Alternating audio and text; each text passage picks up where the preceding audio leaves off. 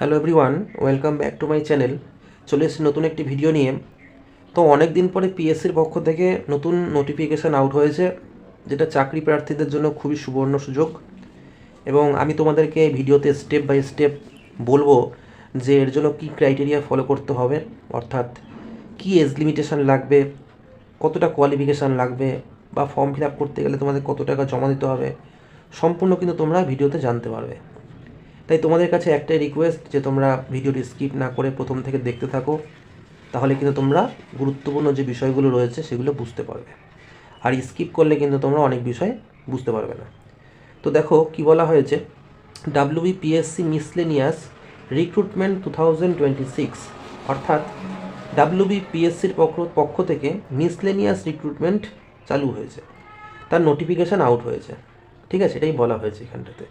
Next দেখো, ইন্ট্রোডাকশনে কি বলা হয়েছে, অর্থাৎ পরীক্ষাটা কি পরীক্ষা, এটা সম্পূর্ণ দেখো পরিষ্কার লেখা আছে। WBPSC conducts this for various group B and C posts, অর্থাৎ পিএসসির পক্ষ থেকে বি অ্যান্ড সি পোস্টের জন্য কিন্তু কন্ডাক্ট করা হচ্ছে এই পরীক্ষাটা।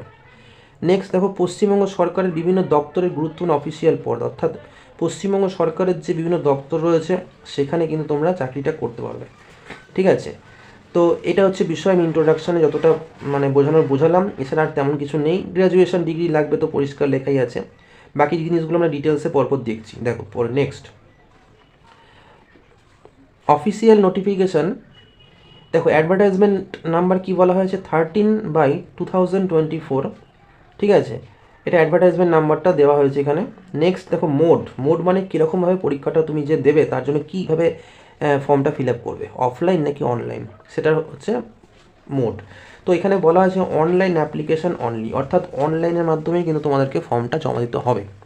ঠিক আছে, অনলাইন অর্থাৎ কি, সাইবার ক্যাফেতে তোমরা যাবে, সাইবার ক্যাফেতে গিয়ে ফর্মটা ফিল আপ করবে। ঠিক আছে, তাহলেই হয়ে যাবে। এছাড়া তোমরা যদি মনে করো বাড়িতে ল্যাপটপ কম্পিউটার থাকলে বা তোমাদের যদি ভালো ফোন থাকে সেখান থেকেও তোমরা ফর্মটা ফিল আপ করতে পারবে, কোনো অসুবিধা নেই। মোট কথা অনলাইনে তোমাদের কিন্তু ফর্মটা ফিল আপ করতে হবে। নেক্সট দেখো পে লেভেল কী বলেছে, 9 and 10, দেখো পরিষ্কার লেখা আছে।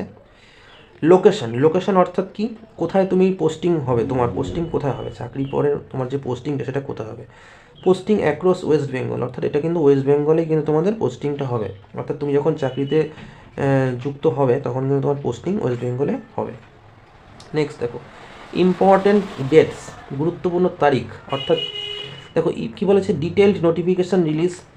নোটিফিকেশানটা যখন রিলিজ করা হয়েছিল সেটা কবে না, 25 এপ্রিল 2026, অর্থাৎ 25শে এপ্রিল কিন্তু এই নোটিফিকেশানটা রিলিজ করা হয়েছিল। ঠিক আছে, আচ্ছা অনলাইনে যে অ্যাপ্লিকেশান সেটা স্টার্ট হয়েছিল কবে থেকে, 30 এপ্রিল 2026, অর্থাৎ এপ্রিল মাসের যে 30 তারিখ। ঠিক আছে, এপ্রিল মাসের 30 তারিখ থেকে কিন্তু এটা চালু হয়েছে অ্যাপ্লিকেশান ফর্ম ফিল আপটা। ঠিক আছে, বোঝা গেল কী বললাম, অর্থাৎ 30 তারিখ থেকে কিন্তু ফর্ম ফিল আপ শুরু হয়ে গেছে। নেক্সট দেখো last date to apply, last date কী বলা হয়েছে, 20 মে 2026, অর্থাৎ 20শে মে পর্যন্ত কিন্তু তোমরা ফর্মটা ফিল আপ করতে পারবে। অর্থাৎ এটা এই মাস চলছে, তো এই মাসের তোমরা 20 তারিখ পর্যন্ত ফর্মটা ফিল আপ করতে পারবে। নেক্সট কী বলা হচ্ছে, এডিট উইন্ডো ওপেন, অর্থাৎ এডিট উইন্ডো ওপেন বলতে কি, ধরো মনে করো তুমি ফর্ম ফিল আপ করতে গিয়ে তোমার কিছু একটা মিস্টেক হয়েছে, বা তুমি হয়তো ফর্ম ফিল আপ পরে বুঝতে পারছো যে কিছু একটা তুমি ভুল ইনফরমেশান প্রোভাইড করেছো বা কিছু একটা সমস্যা হয়েছে। তো তার জন্য তোমরা কি করতে পারবে, 22 তারিখ থেকে শুরু করে 28 তারিখ পর্যন্ত কিন্তু তোমরা এটা রেকটিফাই করতে পারবে। অর্থাৎ তোমাদের যদি কোনো ভুল থাকে সেটা কিন্তু তোমরা ঠিক করে নিতে পারবে। দেখো 22 থেকে 28 তারিখ পর্যন্ত মে মাসের। ঠিক আছে, নেক্সট দেখো prelims exam tentative last late 2026, মানে প্রিলিমের যে পরীক্ষাটা হয় প্রিলিমিনারি, সেটা মানে কিছু তেমনভাবে বলা হয়নি। ঠিক আছে, তবে 2026 সালের হয়তো শেষের দিকে পরীক্ষাটা হতে পারে, এরকমটা কিছু একটা, কিন্তু এরকমটা কিছু কিন্তু কনফার্ম কিছু বলা হয়নি। ঠিক আছে, চলো নেক্সট দেখো কি বলা হয়েছে। দেখো এলিজিবিলিটি অর্থাৎ আবেদনের যোগ্যতা, অর্থাৎ তোমার মানে কি এলিজিবিলিটি থাকলে তুমি চাকরিটার জন্য অ্যাপ্লাই করতে পারবে। ঠিক আছে, কী বলা আছে, এডুকেশন কী বলেছে, must hold a degree graduation from a recognised university, অর্থাৎ তুমি যে কোনো একটা ইউনিভার্সিটি থেকে যদি তুমি গ্র্যাজুয়েশন ডিগ্রি পেয়ে থাকো, অর্থাৎ তুমি যদি গ্র্যাজুয়েট হয়ে থাকো, তাহলেই কিন্তু তুমি ফর্মটা ফিল আপ করতে পারবে। নেক্সট কী বলেছে, ল্যাঙ্গুয়েজ কী বলেছে, ability to read write and speak Bengali mandatory, মানে ম্যান্ডেটরি মানে কি, বেঙ্গলি তোমাকে জানতেই হবে। ঠিক আছে, আর কি বলেছে, ইংলিশ সরি ইংলিশটা এখানে দেওয়া নেই, ভুল বললাম, খালি বাংলার কথাই বলা হয়েছে। বাংলাটা কি লিখতেও জানতে হবে, পড়তেও জানতে হবে, ম্যান্ডেটরি, ঠিক আছে। নেক্সট ন্যাশনালিটি, ন্যাশনালিটি কী বলেছে, candidate must be an Indian citizen, মানে কি তোমাকে ভারতীয় হতে হবে, ভারতীয় হলেই কিন্তু তুমি এটা অ্যাপ্লাই করতে পারবে। Next Nepali speakers, Nepali speakers মানে কি যারা নেপালিতে কথা বলে, ঠিক আছে, নেপালি ভাষী। Exemption from Bengali knowledge requirement, মানে নেপালিদের জন্য কিন্তু এখানে বাংলা প্রযোজ্য নয়, ঠিক আছে। আচ্ছা আইডি প্রুফ, আইডি প্রুফ বলতে কি কি আইডেন্টিটি তোমাদেরকে দিতে হবে, ঠিক আছে, ভ্যালিড ফটো আইডি, ভোটার আধার কার্ড, প্যান রিকোয়ার্ড, অর্থাৎ যে কোনো একটা ভ্যালিড আইডি দিলেই হবে।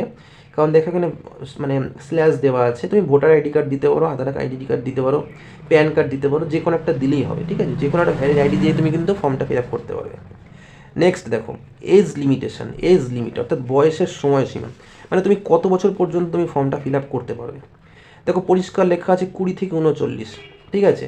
ইয়ার্স ফর জেনারেল ক্যাটেগরি, মানে জেনারেল ক্যাটেগরি যদি তুমি হয়ে থাকো তাহলে কিন্তু তোমার 39 বছর পর্যন্ত কিন্তু সময় রয়েছে। অর্থাৎ তুমি যদি 20 বছর প্লাস হয়ে থাকো, তোমার বয়স যদি 20 প্লাস হয়ে থাকে তাহলে কিন্তু তুমি ফর্মটা ফিল আপ করতে পারবে। এবং 39 বছর যদি তোমার না হয়ে থাকে তাহলে কিন্তু তুমি ফর্মটা ফিল আপ করার যোগ্য। এছাড়াও দেখো আরও কিছু ছাড় রয়েছে, যেমন ওবিসি, ওবিসি কি, ওবিসিদের জন্য 3 ইয়ার্স রিল্যাক্সেশন আপ টু 42, অর্থাৎ ওবিসিরা 3 বছর ছাড় পাবে। এসটি এসসি, ঠিক আছে, এসটি এসসিদের জন্য কী হচ্ছে 5 ইয়ার্স রিল্যাক্সেশন আপ টু 44, অর্থাৎ যারা এসটি এসসি রয়েছে তাদের জন্য 5 বছরের ছাড় রয়েছে। এছাড়াও দেখো পিডাব্লিউডি, পিডাব্লিউডি ক্যাটেগরি যারা আছে, ফিজিক্যালি যারা হ্যান্ডিক্যাপ্ট বা ফিজিক্যালি তারা প্রবলেমে রয়েছে, তাদের এজ রিল্যাক্সেশন কত রয়েছে 45 ইয়ার্স, ঠিক আছে। এটা মনে রেখো, শুধুমাত্র জেনারেল ক্যাটেগরি যারা তারা কিন্তু 39 ইয়ার্স পর্যন্ত ছাড় পাচ্ছে।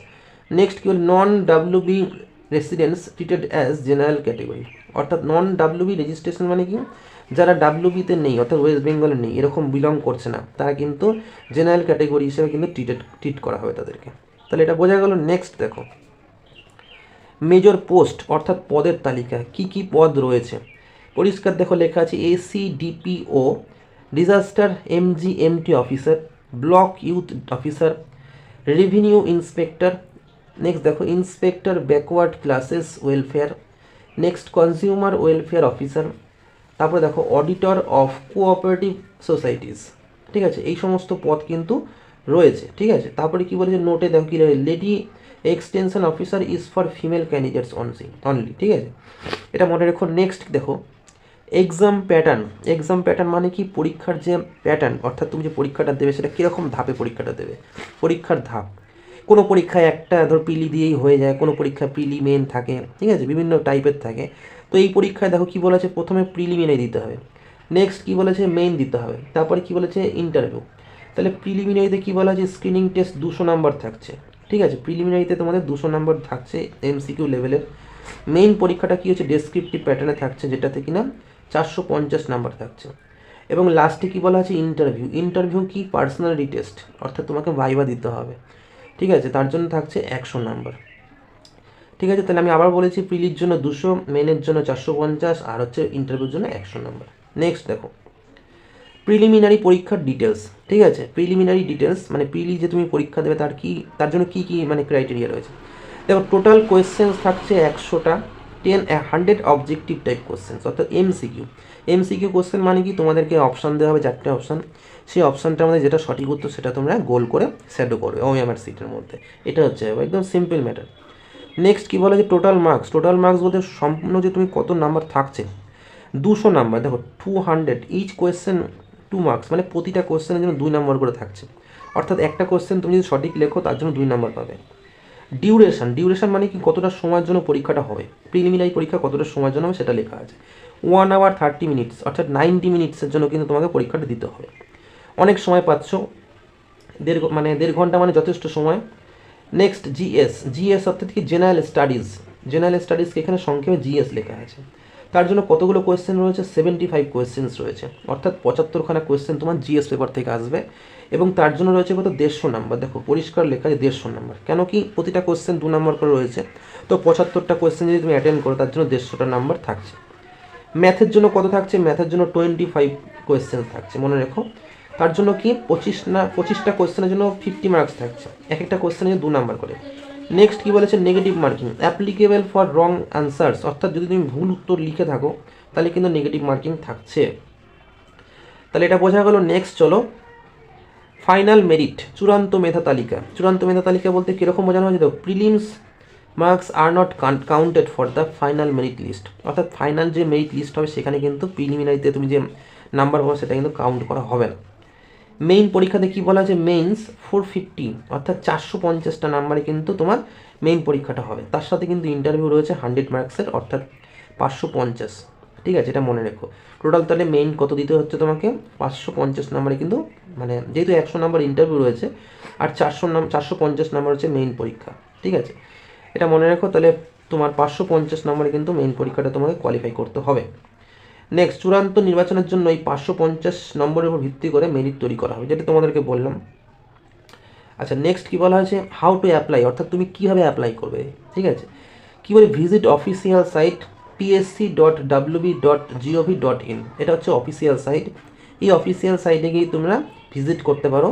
ভিজিট করে কী করবে? Complete new registration OTR first, অর্থাৎ তোমাকে কী করতে হবে? নিউ রেজিস্ট্রেশন কী করতে হবে? ক্লিক করে সেটা কমপ্লিট করতে হবে। নেক্সট কি? আপলোড ফটো অ্যান্ড সিগনেচার, অর্থাৎ তোমার একটা ফটো এবং সিগনেচার সেটা কিন্তু প্রপার সাইজে প্রপার ফরম্যাটে কিন্তু আপলোড করতে হবে। পে অ্যাপ্লিকেশন ফিজ, অর্থাৎ তুমি কত টাকা জমা দেবে। একটা ফর্ম ফিল আপ করতে গেলে তোমার কত টাকা জমা দিতে হবে। কী বলেছে দেখো? 160, অর্থাৎ জেনারেলদের জন্য 160 টাকা দিতে হবে। ঠিক আছে, জেনারেল বা ওবিসি, এটা মনে রেখো, 160 টাকা দিতে হবে। আর তোমার ST/SC-দের জন্য কোনো টাকা লাগবে না। ঠিক আছে, এটা মনে রেখো। শুধুমাত্র জেনারেলদের জন্য কিন্তু 160 টাকা দিতে হবে। Download and print the final application form, অর্থাৎ তুমি যখন ফর্মটা ফিল আপ করবে সেটা তুমি একটা প্রিন্ট আউট বের করে নেবে, অথবা তুমি যদি মনে করো তোমার বাড়িতে ফিল আপ করলে তুমি একটা ডাউনলোড করে নিতে পারো, যদি একটা কপি। ঠিক আছে, মনে করো সবচেয়ে ভালো তুমি প্রিন্ট আউট করে রেখে দেবে, কারণ প্রিন্ট আউট তোমার প্রয়োজন হয়ে পড়ে। নেক্সট দেখো, স্ট্র্যাটেজি টিপস, পরীক্ষার কৌশল। জিএস পেপারে কি তোমায় একটু ভালো করে ফোকাস করতে হবে কারেন্ট অ্যাফেয়ার্সের মধ্যে। ঠিক আছে, কারেন্ট অ্যাফেয়ার্স থাকছে, ওয়েস্ট বেঙ্গলের হিস্ট্রি থাকছে, জিওগ্রাফি থাকছে। ঠিক আছে, ম্যাথসের মধ্যে কি প্র্যাকটিস, মাধ্যমিক অর্থাৎ মাধ্যমিক লেভেলে যে সমস্ত অঙ্ক থাকে সেগুলো তোমাকে কিন্তু প্র্যাকটিস করতে হবে। লেভেল অ্যারিথমেটিক, পাটিগণিতের অঙ্ক কিন্তু তোমাদের করতে হবে। চেষ্টা করবে 10 বছরের কোয়েশ্চেন পেপার সলভ করতে, তাহলে আরও ভালো হয়। ডেসক্রিপটিভ ইংলিশের মধ্যে, ডেসক্রিপটিভ রাইটিংয়ের মধ্যে কী থাকছে? Starting practicing report precis writing for mains, অর্থাৎ তুমি যখন ডেসক্রিপটিভ পরীক্ষা দেবে তার জন্য রিপোর্ট রাইটিং, প্রেসি রাইটিং এগুলো সব প্র্যাকটিস করতে হবে। ঠিক আছে, আরেকটা জিনিস কী বলা হয়েছে? যে তুমি যদি কনসিস্টেন্ট রিভিশন করো, অর্থাৎ তোমাকে কিন্তু লেগে থাকতে হবে, প্র্যাকটিস করতে হবে, রেগুলার প্র্যাকটিস করতে হবে। রেগুলার প্র্যাকটিস করলেই কিন্তু তুমি সাকসেস পাবে, এটা মনে রেখো। কি যে আজকে তুমি ধরো পড়লে, আবার ধরো 3 দিন বন্ধ রাখলে, আবার 1 সপ্তাহ পরে পড়লে, এরকমটা নয়। তোমাকে রেগুলার পড়াশোনা করতে হবে। রেগুলার পড়াশোনা করলে তবেই কিন্তু তুমি ভালো সফলতা পাবে, এটাই হচ্ছে বিষয়। তো যাই হোক, তোমাদের যদি কোনো কোয়েশ্চেন থাকে তোমরা এই রিলেটেড আমাকে কিন্তু প্রশ্ন করতে পারো, কমেন্ট বক্সে প্রশ্ন করবে, আমি যতটা পারবো উত্তর দিয়ে দেবো। ঠিক আছে, তো এই ছিল আজকের ভিডিওটা। তোমাদের যদি ভালো লেগে থাকে তাহলে একটা অবশ্যই লাইক করবে, বন্ধুদের সাথে শেয়ার করবে, তাহলে তারাও জানতে পারবে। এবং চ্যানেলে যদি নতুন হয়ে থাকো প্লিজ সাবস্ক্রাইব করবে, কারণ সাবস্ক্রাইব করলে তোমরা এরকম ধরনের ভিডিও দেখতে পারবে।